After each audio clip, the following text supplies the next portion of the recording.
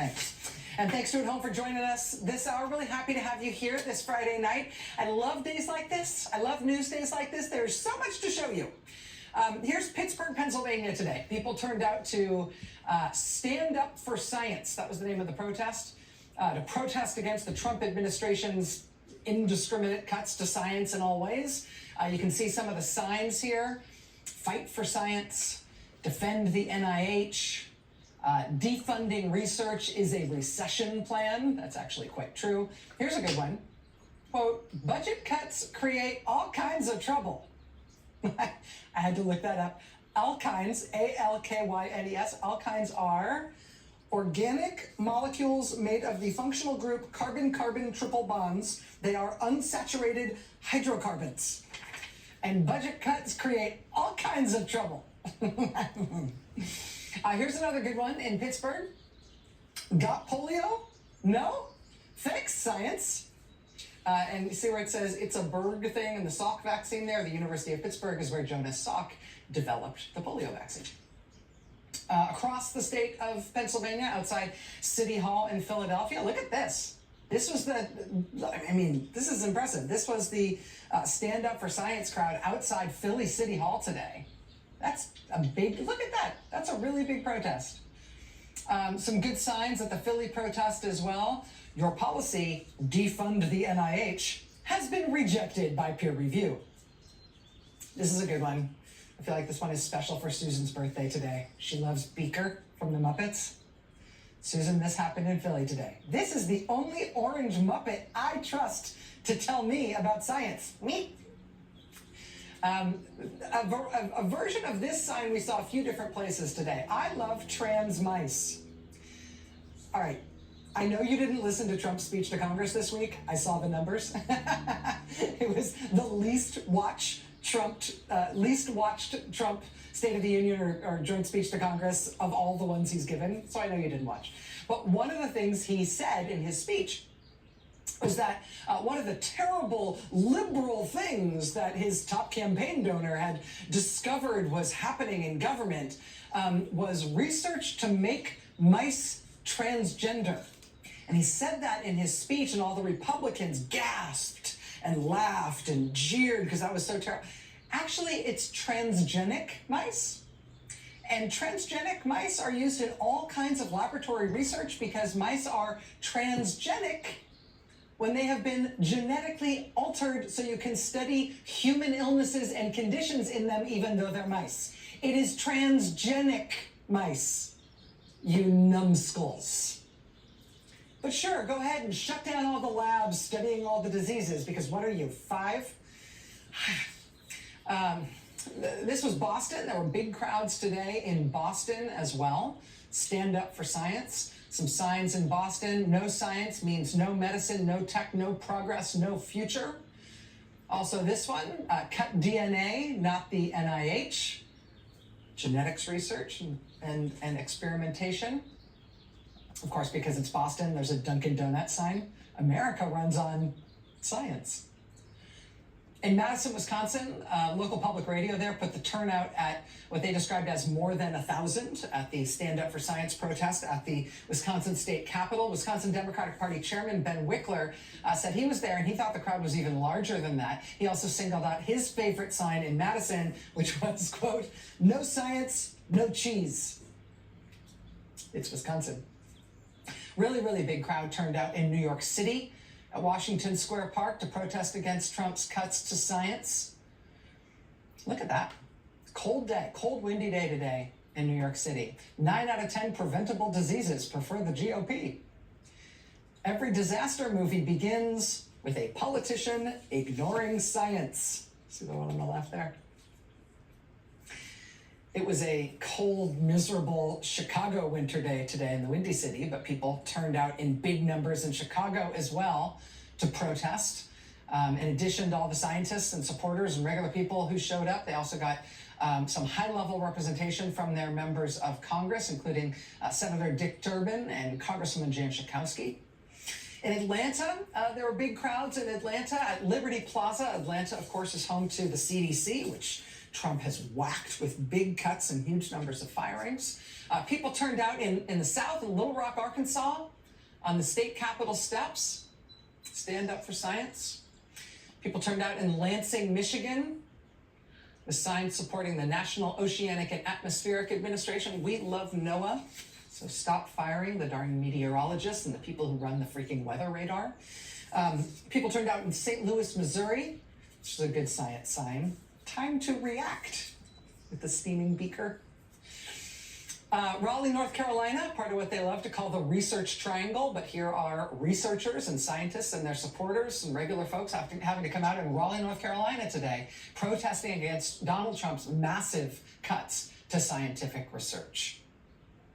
The biggest protest today was in Washington, D.C. Literally thousands of people turned out to stand up for science and protest against Trump today. A really big turnout in Washington. Signs there include these. Science is not a liberal conspiracy. Fund science, save lives. Doge doesn't pass peer review. Also this one, very simply, cancer is not a partisan issue. This is a nice subtle one. Hello, Health and Human Services Secretary. Quote, science prevents brain worms. Stand Up for Science protests happened all over the country today. And this was a big national organizing effort that was led by a small cadre of people just directly affected by these cuts. Graduate students and doctoral candidates and young scientists called this march today in Washington, and then soon dozens of satellite marches sprung up all around the country, and you saw the evidence of that there. In addition to sort of nationally organized protests like that, we're also increasingly seeing just essentially local and independent protests pop up. Protests coming together in individual cities. Like this big protest yesterday in Trenton, New Jersey, people with disabilities and their families and just angry, worried members of the public turning out in Trenton yesterday protesting against the cuts that Trump is planning to Medicaid. Medicaid, among other things, is the primary health insurer for people with disabilities of all ages and all income levels. Medicaid covers tens of millions of people in this country. It covers more than 40% of all births in this country. People turned out in Trenton, New Jersey yesterday to say, don't cut Medicaid.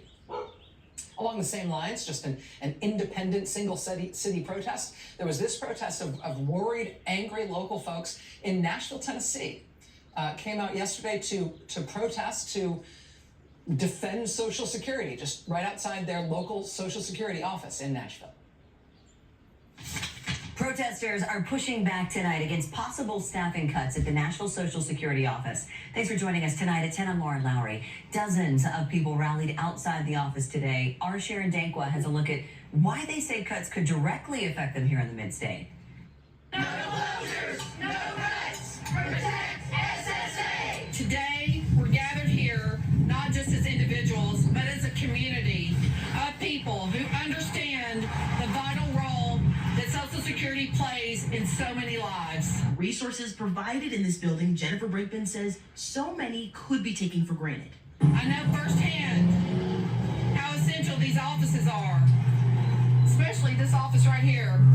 When my significant other, Greg, was diagnosed with cancer and could no longer work, we turned to this office for help. So when she heard the Department of Government Efficiency could cut Social Security staffing nationwide by 50%, she organized this rally. Our money, we pay, cancel SSA. I was in Nashville, Tennessee yesterday, some local coverage of that local protest standing up for Social Security. We've also been looking today at local news reports about brand new little grassroots groups springing up in places like central Minnesota. They're going to be protesting tomorrow in St. Cloud. Another one expected from a coalition of small local groups in Muskegon, Michigan this weekend. Republicans are now trying to solve a line that it is only paid protesters, professional, full-time protesters funded by shadowy globalists who are the people who are criticizing what Trump is doing. They are trying to say that none of these protests are real Americans and any criticism of Trump is somehow inauthentic. That is just, I mean, I understand why they might want to say that for political effect. It is absolutely belied by what we are seeing every single day all over the country. It's honestly hard to keep track of the numbers of different ways and different places and different groups that are standing up and saying no. Protests are happening all over the country all the time. People are also pushing hard to get their Republican members of Congress to meet with them, to answer their constituents' questions about whether they agree with what Trump is doing. Constituents are sometimes going to comedic lengths to try to get their members of Congress to agree to speak to them. It might seem like the packed room at the UP 1st Congressional District Town Hall had front row access to District Representative Republican Jack Bergman. But at a closer glance, you will see they were talking to an empty chair. That's because Bergman did not attend. They were invited. The receipts are here. What they said is they did not get a formal invitation. Escanaba resident Teresa Ross organized the town hall. Basically, I got mad and decided that phone calls to Representative Bergman's office was not cutting it, that I needed to do something more. Bergman hasn't held a town hall in the UP since 2017. In an interview with TV6 last week, Bergman said town halls have become too disruptive, but he shows up for constituents in other ways. He shows up for his constituents in other ways, just not when they're there in Escanaba in his district and they want to talk to him. Congressman Jack Bergman has apparently been too afraid to hold a town hall with his own constituents for the past 8 years. But they want to talk to him. He represents a district in northern Michigan. Next door in Wisconsin, tomorrow at 11 a.m., Democratic Congressman Mark Pocan is going to hold a town hall in his Wisconsin district, and he is a Democrat. So he represents a Democratic district, but he is holding this town hall tomorrow way over in the corner of his district, as close as he can get to the neighboring congressional district that's represented by a Republican. Republican Derek Van Orden. Mark Pocan, the Democrat, put out a press release today saying, quote, the town hall will be held less than 10 miles from the border of Wisconsin's 3rd congressional district, represented by Republican Derek Van Orden. Congressman Pocan has invited constituents from both his district and the neighboring 3rd district to hear from a member of Congress. The implication being that they're certainly not going to hear from their own. Mark Pocan later said online, quote, we've officially invited Derek Van Orden to join us this Saturday at our town hall in Belmont. We are hearing he hasn't had an open public town hall, so we thought he could observe ours so that he could replicate in his district. Looking forward to him sharing his views. So there's a lot to keep track of, obviously. There's so much that seems just indefensible or inexplicable from the Trump administration. It can be hard to keep up with it just on a day-to-day basis. Late tonight, for example, there's news from local offices of the National Weather Service that in Albany, New York, and in the state of Maine, the Weather Service is no longer able to launch its weather balloons, which is a standard part of how they do weather forecasting. You put weather balloons up there and get sensitive atmospheric readings on temperature and wind data and dew point and relative humidity and barometric pressure, all of the stuff that you need to be able to make accurate weather forecasts. A couple of weeks ago, we had heard out of Alaska that they didn't have enough staff at their weather service offices to put up their weather balloons in Alaska. Now tonight, we're learning that that is also true in Albany, New York, and in Maine. Cuts to the Weather Service, cuts to the National Oceanic and Atmospheric Administration are going to hit Americans right at home, right away, as already we can't do some of the forecasting things we would normally be doing on an average Friday night in March. Tonight, this hour, we're going to be talking about some of the really big ticket items that we're seeing going on, stuff that you have probably seen at least headlines about elsewhere. Our military and intelligence cutoff of Ukraine, basically making the overt and knowing decision to hand feed the Ukrainian people into the Russian army. We've got new news on that tonight, particularly on the boomerang effect that is coming back at us on the intelligence side. I think you're really going to want to hear about that. It's an interesting story. We've also got news tonight on more mass firings at the U.S. Department of Justice, where they really do appear to just be grabbing the building by the ankles, turning it upside down, and shaking out all the nonpartisan career people who work at the U.S. Justice Department so they can replace them all with Trump operatives. We'll have more tonight on both those stories, including an unsettling story that we are really trying to chase down about which apparently armed agents are playing a physical role in some of the things they are trying to do by force in Washington when it seems like they can't do them by law. That story, again, disturbing, something that we are still chasing, and that story's coming up. But I will also tell you, it is Friday night, and at the end of this 6th week of the Trump administration, it's clear you can't cover everything every day. And I get that, and I'm at peace with that. But I do feel like there's value in just trying to cover the field as much as possible, right? Trying to cover the pushback and the protests, especially when they're coming from places you wouldn't expect or from places the national media isn't always looking. So we're really trying to do that. I'm also just gonna keep trying to tell you some of the crazier or dumber things that are happening, even if they aren't getting a ton of attention elsewhere. And again, you can't cover everything, you gotta make decisions, but some of the stuff that I feel like I need to prioritize on the show is just stuff you might not be hearing from other news outlets. For example, I think it's worth all of us knowing that the Donald Trump Jr. hunting buddy, who they put in charge of food safety at the FDA once they started firing all the regular science people who work at food safety at the FDA, the Donald Trump Jr. hunting buddy, who they put in charge of human food safety for our country, is a man who apparently has no scientific background at all, but he does hunt with Don Jr., and he did serve as a defense lawyer for an infant formula manufacturer whose product was associated with an, quote, elevated risk of a deadly bowel condition in premature infants. He was the defense counsel for that infant formula manufacturer. For what it's worth, the FDA tells us that Don Jr.'s hunting buddy will comply with an ethics agreement that includes specific recusals related to the baby food formula company. But representing the baby formula company associated with a deadly bowel condition in premature infants is apparently what recommended him for Donald Trump to pick him among all other available choices as the person who should be in charge of human food safety for the United States of America. And so now, tonight, there he is. You should also know that among the people who Donald Trump has fired from the Department of Homeland Security now was the person who managed the, quote, Cyber Sentry program. What is the Cyber Sentry program? It was described by CBS News today as the, quote, congressionally mandated program designed to continuously monitor and detect cyber breaches of the nation's power grid, pipelines, and water system, installing sensors across critical infrastructure designed to detect insider threats and foreign adversaries like China, Russia, and Iran.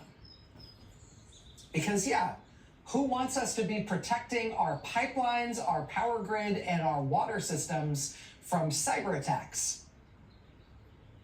Who wants that? Who wants to be protecting that stuff? Make America great again, am I right? Donald Trump just removed the leadership of that program.